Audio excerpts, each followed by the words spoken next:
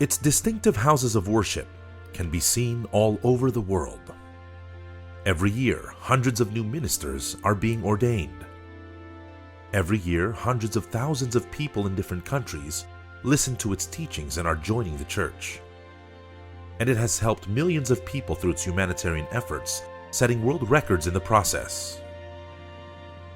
Registered in the Philippines on July 27, 1914, it is now well established in more than 110 countries and territories, with members from over 110 races and nationalities. This is the Iglesia ni Cristo, the Church of Christ.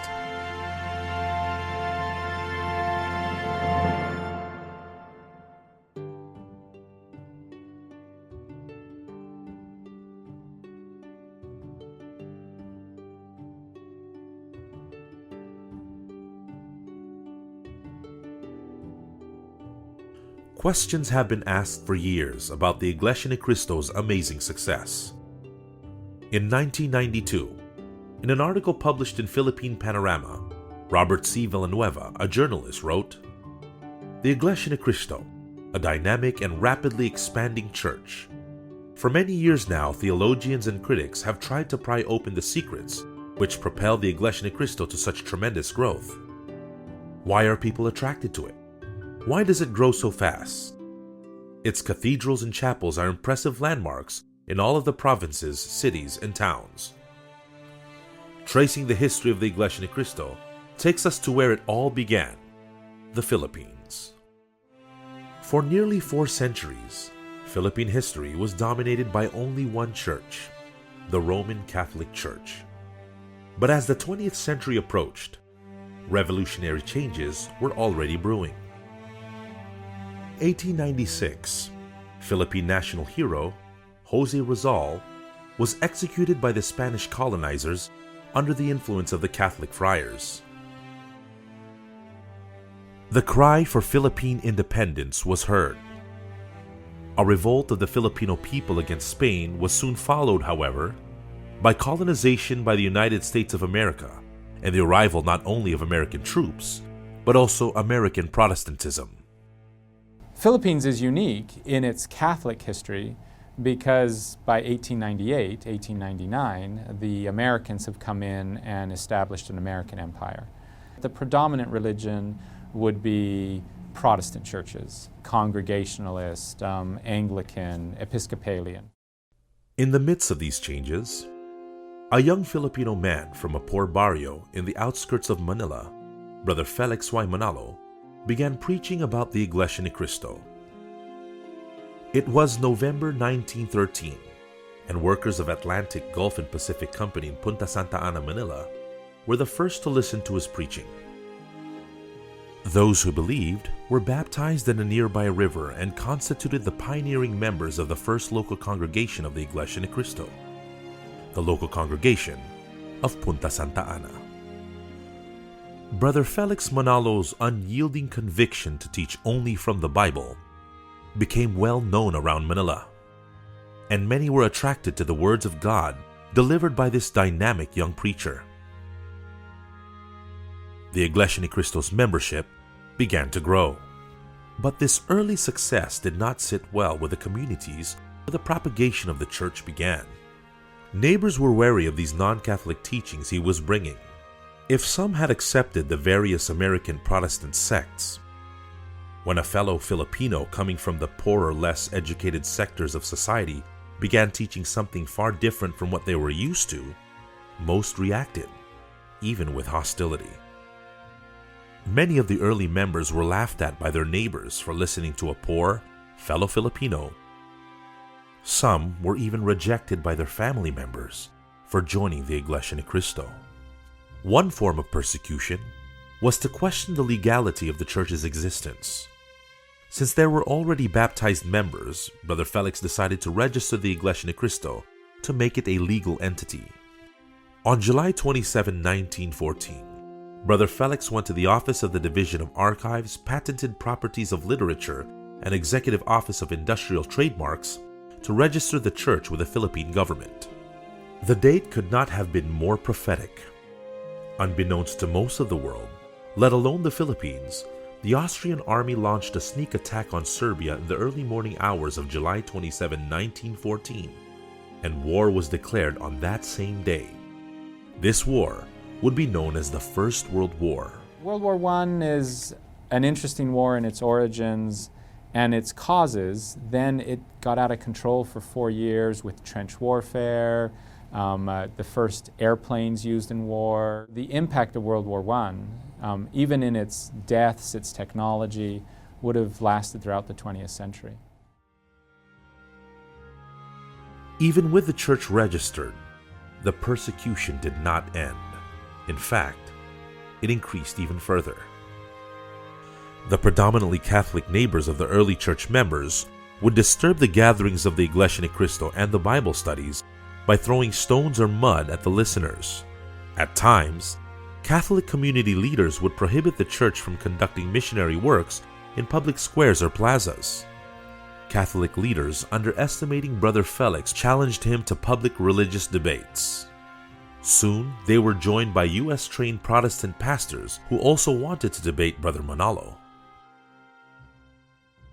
Sasabihin nila, ano ka ba? Are you starting another denomination? So it would take a man of charismatic capability to start that. Yung missionary movement ba, nga support of the church comes from the outside. Kung wala yon, mawawala yan. Mawawala yung church. As opponents of the young organization increased, other problems also began to pile up. The Church of Christ had no material wealth of its own and was not affiliated with any other organization. As a result, it had no source of financial support from the outside. With all these challenges, the Church of Christ faced serious problems. How would the church continue with the work of salvation? It had no sufficient funds. Powerful organizations were against it. What was the chance the church would survive and succeed? For inspiration and guidance, Brother Felix Manalo held on to a promise recorded in the Holy Bible. Thou whom I have taken from the ends of the earth, and called thee from the chief men thereof, and said unto thee, Thou art my servant. I have chosen thee, and not cast thee away. Fear thou not, for I am with thee. Be not dismayed, for I am thy God. I will strengthen thee. Yea, I will help thee. Yea, I will uphold thee with the right hand of my righteousness. It was not only despite persecution. Some would say that it was because of the growing number of public debates brought on by the persecution that the Iglesia ni Cristo membership prospered. Hundreds and hundreds were curious to hear Brother Felix preach, and many were convinced to accept the Bible-based beliefs of the church. With the rapid growth in membership, Brother Felix Manalo also established what was called ang klase, or the class, where he trained young volunteers to become ministers, effective helpers in propagating the words of God and edifying the church. He is clearly a powerful personality, a decent administrator, if not a great administrator. He was very effective in training his lieutenants. Ministers, evangelical workers, and church officers worked hand in hand with Brother Felix Y. Manalo. But the early pioneering ministers had no easy task ahead of them. Most did not have a high level of formal education. Like Brother Felix, many of those early ministers also came from poor families, and there was no visible means of financial support. They faced grave challenges in fulfilling their duties, such as hunger, fatigue, and being strangers to the places they would be sent.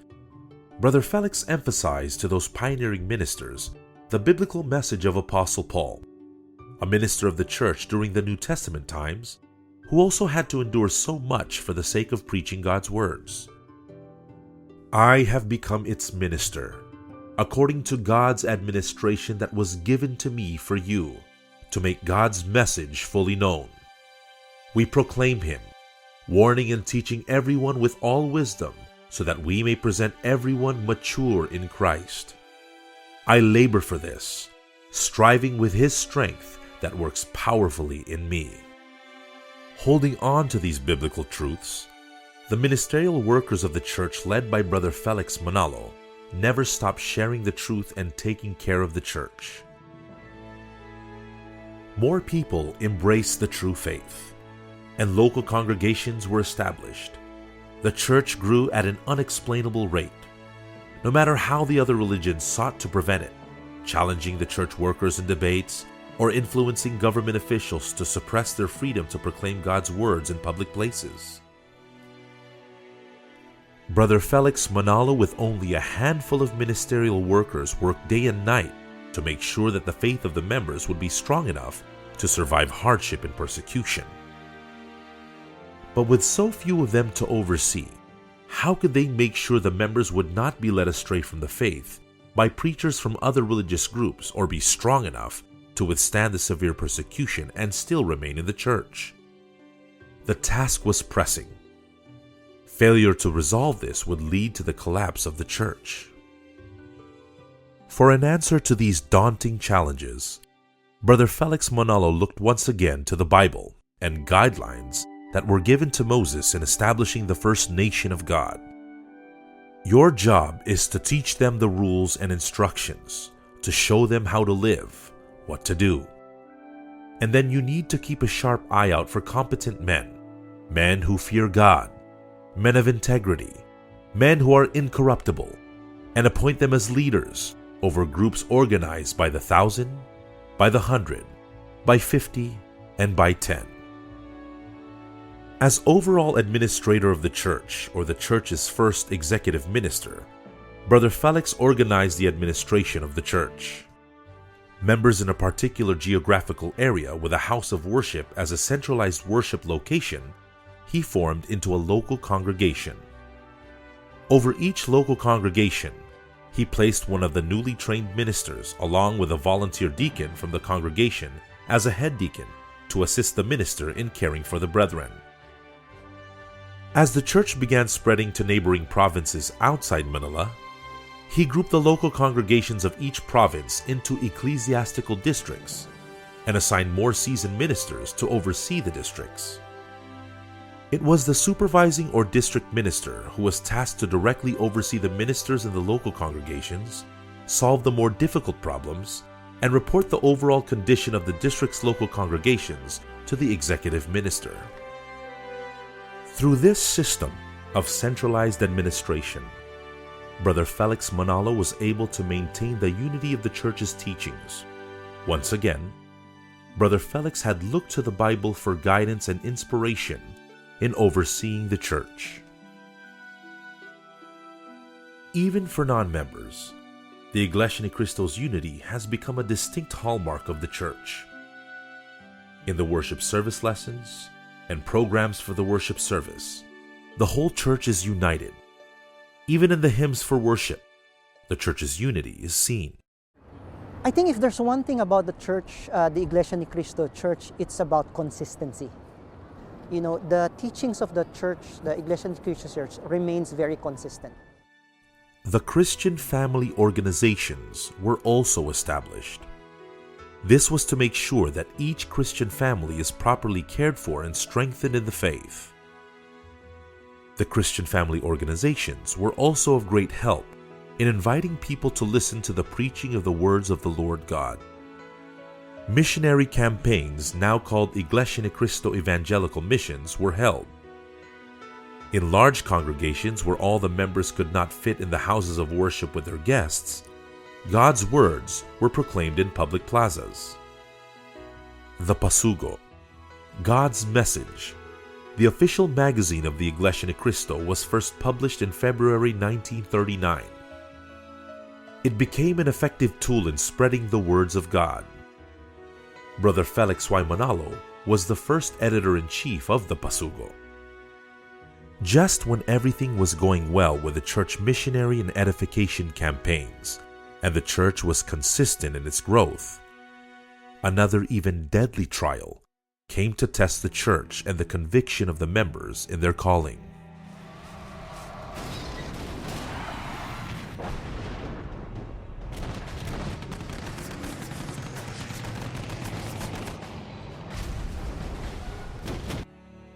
About the start of World War II.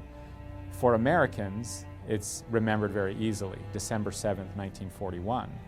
This one is even more of a global war than World War I.